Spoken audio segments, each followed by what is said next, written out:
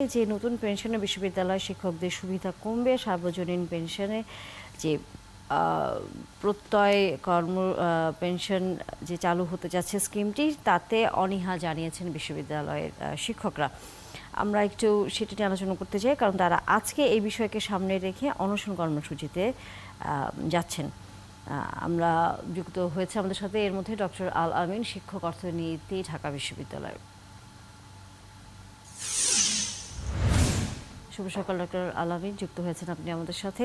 একটু বলবেন যে এই সার্বজনীন পেনশন স্কিমের ভেতর যে প্রত্যয় চালু করা হয়েছে, সেটি বিশ্ববিদ্যালয়ের শিক্ষকদের বিষয়টি মাথায় রেখে, কিন্তু কেন আপনারা তাতে আপত্তি জানাচ্ছেন?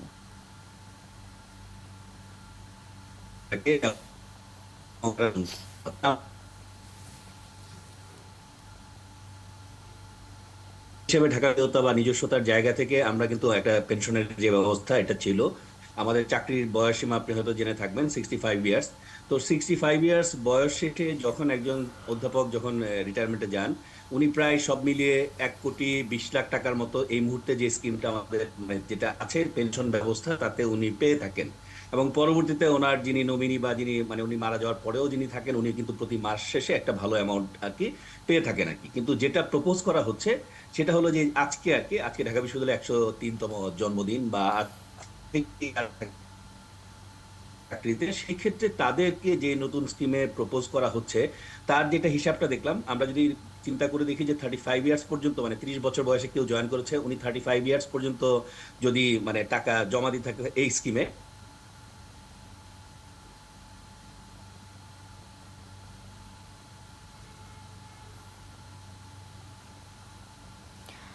আমরা সংযোগ স্থাপন আপনি চেষ্টা। কি শুনতে পাচ্ছেন? জি। আচ্ছা আচ্ছা, আমি যেটা বলছিলাম যে আমাদের যেটা নতুন স্কিম প্রপোজ করা হয়েছে, তাতে আলটিমেটলি আগেরটার সাথে যদি কম্পেয়ার করা হয়, এখানে বিশাল একটা আর্থিক যে বিষয়ের জায়গাটা আছে সেখানটা বিশাল ফারাক দেখা যায়। যেমন ধরেন এই মুহূর্তে আমাদের একজন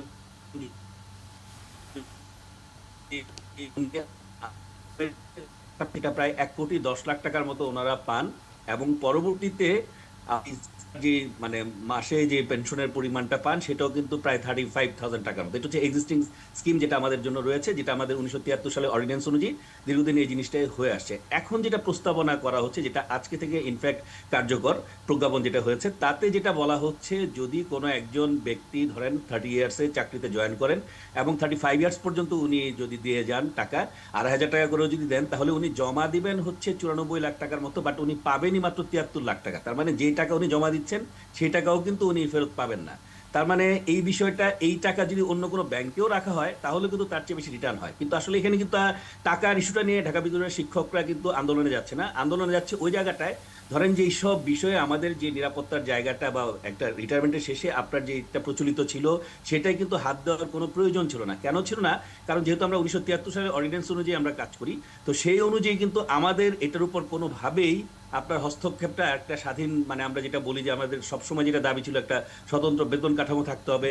এবং যেহেতু আপনি জেনেই থাকবেন যে শিক্ষকদের যেহেতু বাড়তি আয়ের সুযোগ বলতে ওরকম কিছু থাকে না, বলেই কিন্তু এটা একটা সেফটি বলয় হিসেবে সবাই চিন্তা করে থাকেন। তাহলে আপনি এক্সিস্টিং ফ্যাসিলিটি আপনি বাড়াচ্ছেনই না, বরং যেটা প্রস্তাবনা করা হচ্ছে সেটা এই বর্তমান, যদি আমি ইনফ্লেশনের কথা চিন্তা করি, লাস্ট পে স্কেল দেওয়া হচ্ছে আপনি 2015 সালে, অলমোস্ট 9 বছর হয়ে গেছে। প্রতি বছর যদি আপনি 8% করে ইনফ্লেশন ধরেন, তারপরেও কিন্তু আপনি হিসাব করে দেবেন যে বিশাল কিন্তু একটা ইফেক্টিভলি ক্যালকুলেট করলে দেখা যায় আমাদের পারচেস পাওয়ার কিন্তু অলরেডি 50%-এর মতো কমে গেছে, যে আমার দ্রব্যমূল্যের যে দাম, পাশাপাশি আমাদের এই মুহূর্তে যে অবস্থানটা আছে। তো সব মিলিয়ে আমরা যেটা ভাবছি যে ঢাকা বিশ্ববিদ্যালয়ের শিক্ষকদের উপর এই বিষয়টাই কিন্তু আর্থিক সমস্যার চেয়ে এটার যে একটা মর্যাদা এবং এটার যে একটা মানে তরুণ শিক্ষকরা যে শিক্ষকতার পেশায় আসবেন, তাদের জন্য যে একটা, যে আমার ভবিষ্যতের ব্যাপারটা কেমন ব্যবস্থা আছে, সেই জায়গাটাও কিন্তু একটা আঘাত। সেই সব কারণে কিন্তু আমরা আপনার এই কথার সাথে অবশ্যই আমরা একমত, কিন্তু একই সাথে যে এই যে সরকারের সাথে কথা না বলে আপনারা যে, বা এই যে শিক্ষকরা যে সিদ্ধান্ত নিয়েছেন তারা ক্লাস নেবেন না বা অফিস,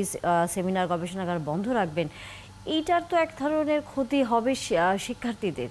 সেটি কি আসলে ঠিক হলো কিনা?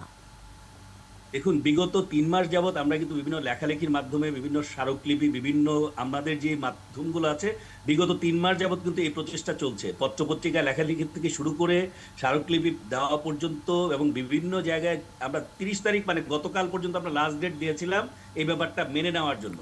তো আসলে আমাদের দিক থেকে কিন্তু যে চেষ্টাগুলো, এবং আমরা সবসময় যে কাজটা করি, ছাত্রদের স্বার্থটাকেই বড় করে দেখি। বাট ব্যাপারটা যখন চলে আসে আপনার একটা সম্মানের জায়গায় আঘাতের ব্যাপার, তখন কিন্তু আপনি যত আমরা অসহিংস বা আমরা ওইভাবেই যাচ্ছি, যে কথাটাই আমরা বলছি না কেন, ক্লাসের ব্যাপারের ক্ষেত্রে আমরা সবসময় যে কোনো পরিস্থিতিতে কিন্তু আমরা ক্লাস নিয়েছি, ইভেন হরতালে আমরা ক্লাস নিয়েছি, সবকিছু করেছি। কিন্তু এখন এমন ব্যবস্থায় চলে এসছে, কারণ কোনো কিছুই সরকার যখন এখন চাপিয়ে দেয়, কারোর সাথে কিন্তু কোনো নেগোসিয়েশনে আসে না বা কোনো ধরনের কথাবার্তায় যায় না, যেটা বলে দিচ্ছে সেটাই হয়ে যাচ্ছে, মিনিস্ট্রি থেকে যেটা দেওয়া হচ্ছে। তাহলে এইভাবে যদি চলতে থাকে, তাহলে বিশ্ববিদ্যালয়ের যে সক্রিয়তা বা স্বাধীন, আমরা যে একটা নতুনভাবে বিশ্ববিদ্যালয়ের যে আমরা নিজস্ব স্বতন্ত্রভাবে চলার যে প্রচেষ্টাটা, সেই জায়গাটার মধ্যে কিন্তু একটা আঘাত আসছে। সেই জন্য কিন্তু আমরা মনে করছি যে আসলে এই মুহূর্তে আমরা যদি এই অবস্থায় না যাই, তাহলে এইটা হয়তো সরকারের দিক থেকে টনক নড়বে না বলে আমরা মনে করছি।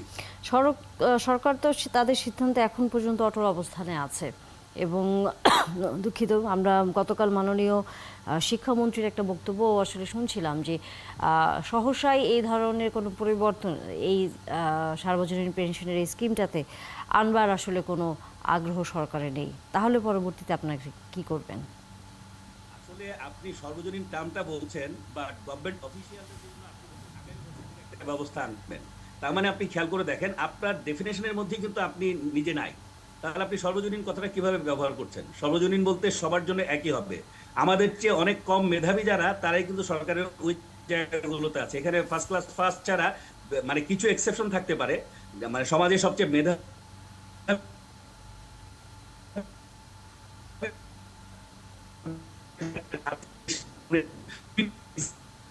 গভর্নমেন্ট অফিসিয়ালরা বেতনের পাশাপাশি কি করে না করে সেগুলো আমরা সব পত্রপত্রিকায় দেখি। সেই হিসাবে ঢাকা বিশ্ববিদ্যালয়ের শিক্ষক থেকে ফার্স্ট হতে হবে, এটা হচ্ছে মিনিমাম। দুই একটা এক্সেপশন থাকতে পারে। তাহলে সবচেয়ে মেধাবীদের কি আপনি যদি এখানে আনতে চান, তাদের জন্য যদি আপনি গড়িমসি করেন এবং আপনার নিজের অফিসিয়াল যারা এটা ড্রাফট করছে তাদের জন্য আরেক ব্যবস্থা রাখেন, তাহলে আপনি সর্বজনীন এটা করলেন না, আপনি প্রেফারেন্সিয়াল ট্রিটমেন্ট করলেন, যে আপনি প্রশাসনে আছেন, আপনি পাওয়ারে আছেন, আপনি যা ইচ্ছা তাই করবেন, যেভাবে ইচ্ছা করবেন। এইভাবে তো একটা দেশে চলতে পারে না, কারণ একটা দেশের সবকিছুতেই কিন্তু আপনি টার্ম ইউজ করছেন সর্বজনীন, আপনি নিজের মধ্যেই কনফিউশন যে আমি আমারটা আগামী বছর থেকে একটা সরকারি কর্মকর্তাদের জন্য আরেকটা স্কিম আমরা চালু করতে যাব। তাহলে বিষয়টা কি দাঁড়ালো?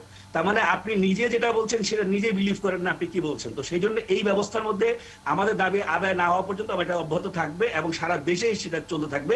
এবং এটা আমরা মনে করি অবশ্যই এটা যৌক্তিক, এবং যারা তরুণ শিক্ষক সামনে আসবে তারা অবশ্যই মনে করে আমরা যদি এটা কখনো এটাকে থেমে যায় বা আন্দোলন আমরা অব্যাহত না রাখি, তারা আমাদেরকে পরবর্তী ব্লেম দিবে যে আপনারা এখানে কি করেছেন, আপনারা ব্যর্থ হয়েছেন। তো আমরা মনে করি যে কোনো আন্দোলনই ব্যর্থ হয় না যদি